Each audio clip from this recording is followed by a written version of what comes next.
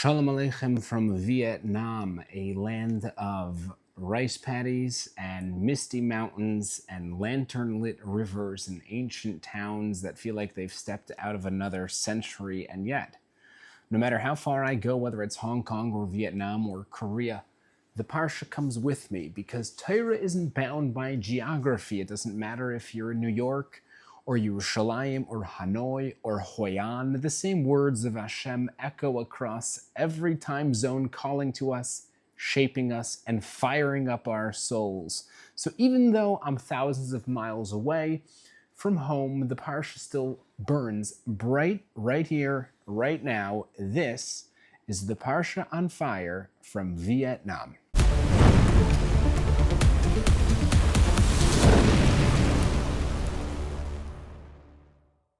The Gemara in Masechta Sotah Daf Gimel Amud Aleph declares a pretty peculiar statement.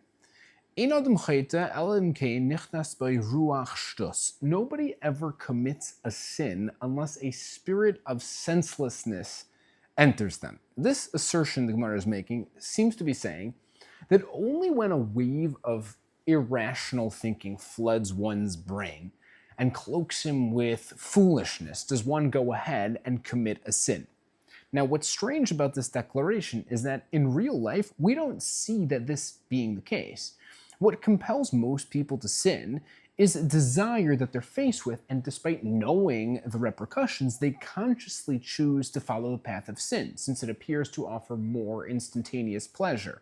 You wouldn't label someone who says Lashon Hara about a competitor as being foolish. We might call them cruel or mean or selfish, but we wouldn't think they would warrant the title of foolish. The same applies to someone who looks at something they shouldn't look at or eats something they shouldn't eat.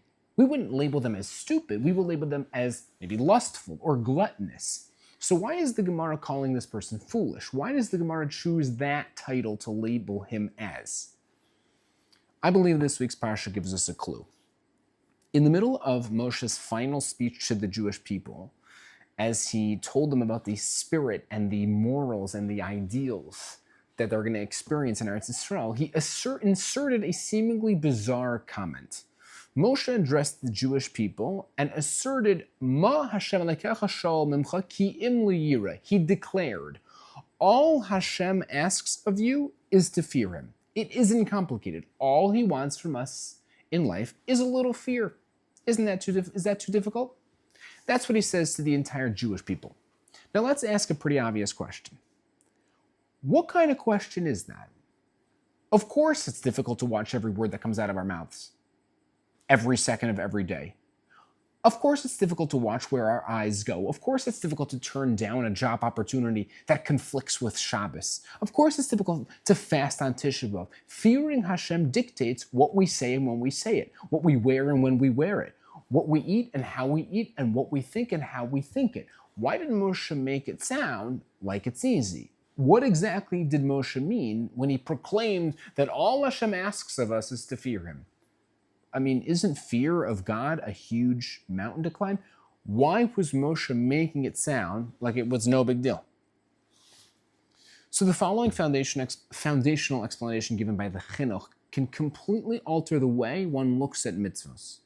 The Chinuch in Mitzvah Tzadi explains that in Hashem's infinite desire to bestow goodness upon man, he created a roadmap promising that all those who follow it will be led to unadulterated goodness. Every single one of the mitzvahs on that map is another nugget of goodness, and if followed properly, envelops the follower with peace and tranquility and harmony and holiness. Some mitzvahs prevent us from becoming hurtful people. Some make us more benevolent, some more patient, and others are there purely to give us opportunities to build a relationship with Hashem. The mitzvahs are the instruction manual on how to lead a loving home, on how to raise proper kids, on how to ensure society is safe. They teach us how to cope with sadness and how to properly channel joy. No scenario is not addressed and no circumstance is ignored. The mitzvahs inject them all with goodness. They infuse life with meaning.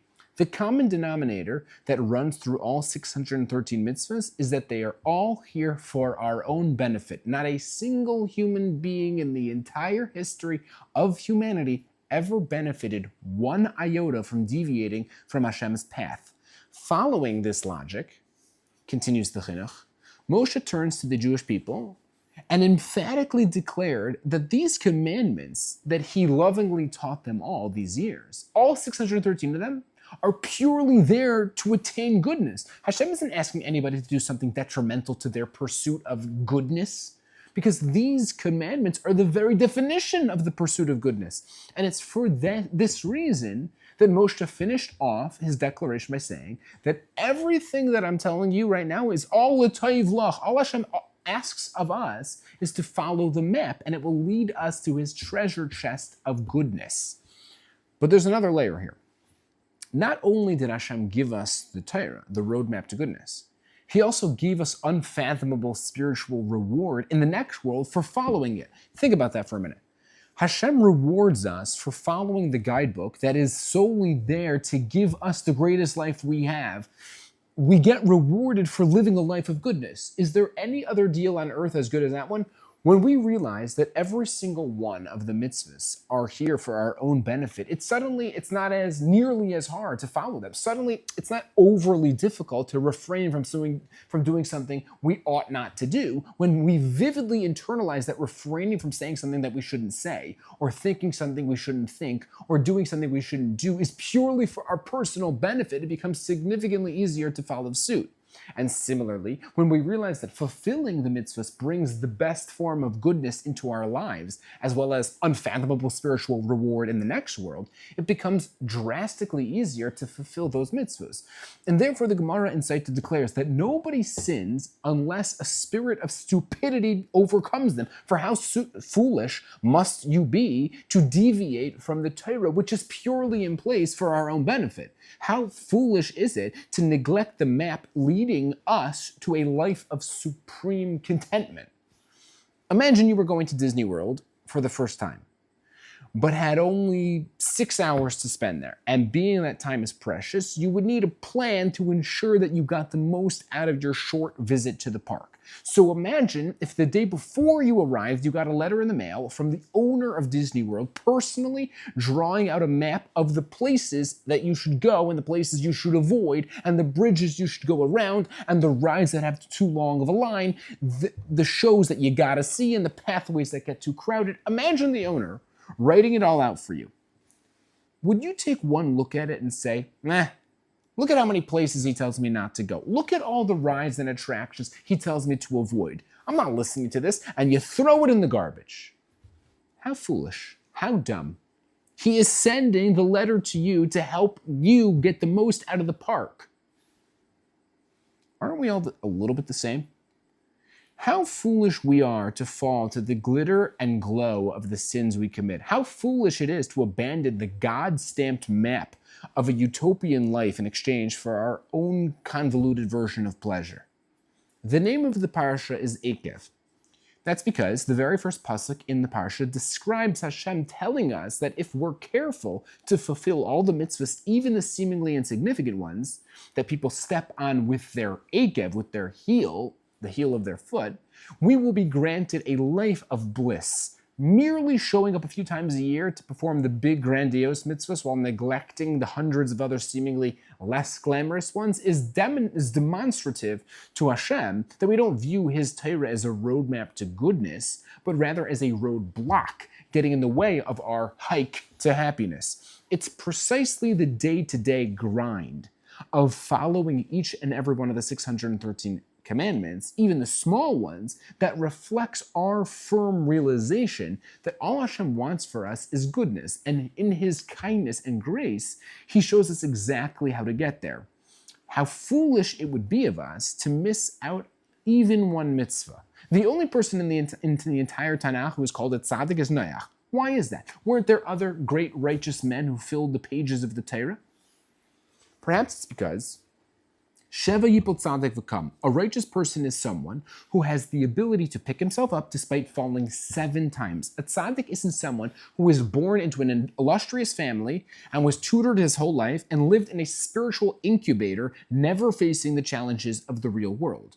A tzaddik is someone who stared down challenges and overcame them. For 120 years, Noach went outside and worked on the teva while the naysayers mocked him. He didn't give up and he didn't budge. He showed up, rain or shine. He tried to inspire them to change their ways. They called him crazy, they called him insane, yet he stood there day in and day out, year in and year out, decade in and decade out, never flinching once. He knew that the best life on earth was a life of following Hashem, and no amount of mockery and scorn would convince him otherwise.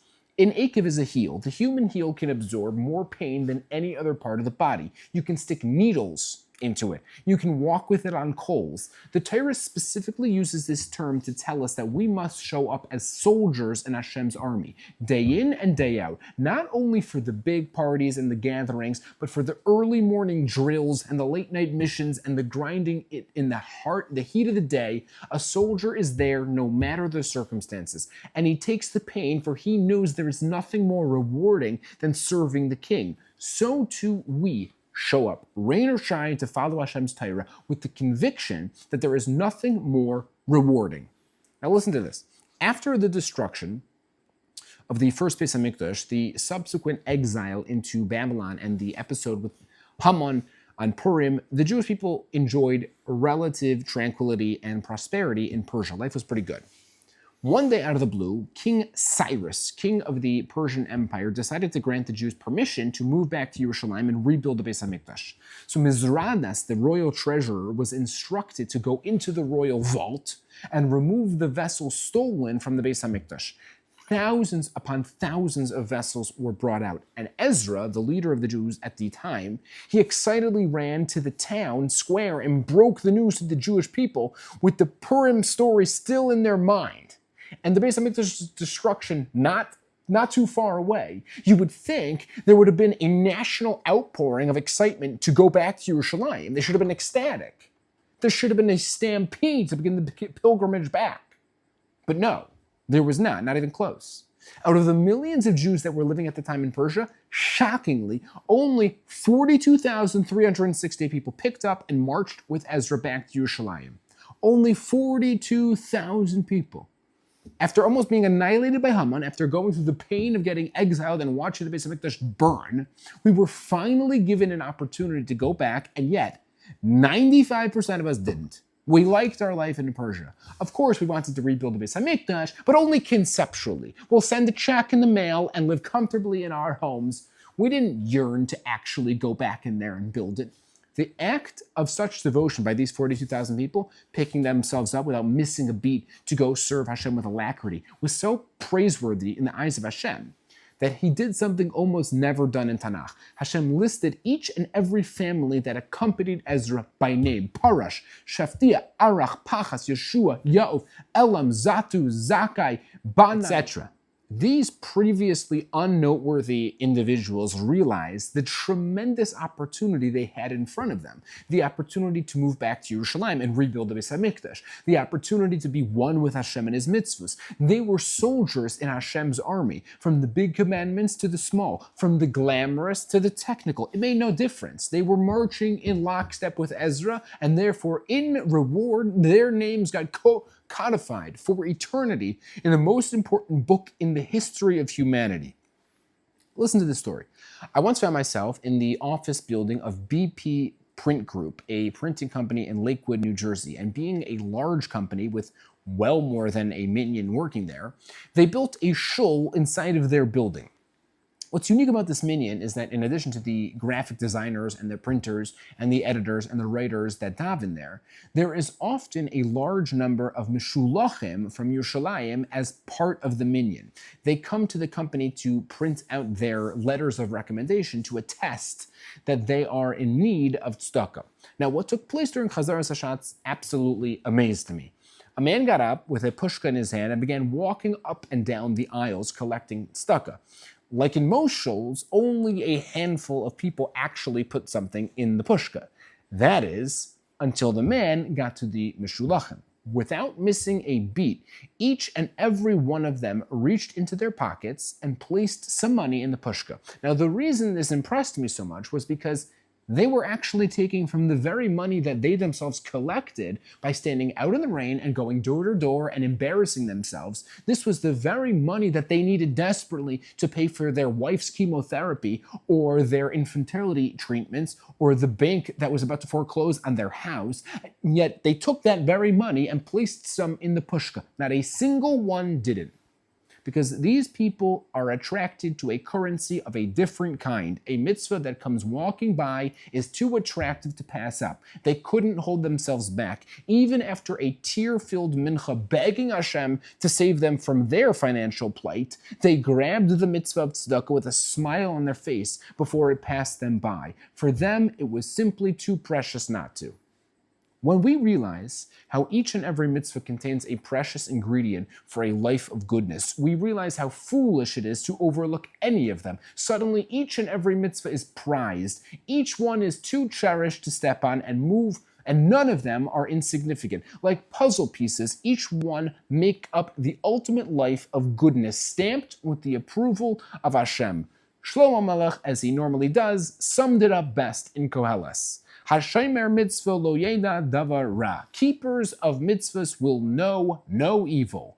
When we realize how fortunate we are to be privy to these mitzvahs, we will do whatever it takes to properly fulfill them. And when we do, aside from living life to its fullest, our names get etched in Hashem's heavenly record books for eternity. Ashreinu shezachinu, how fortunate are we that we merited this. We are the luckiest people on the face of the earth.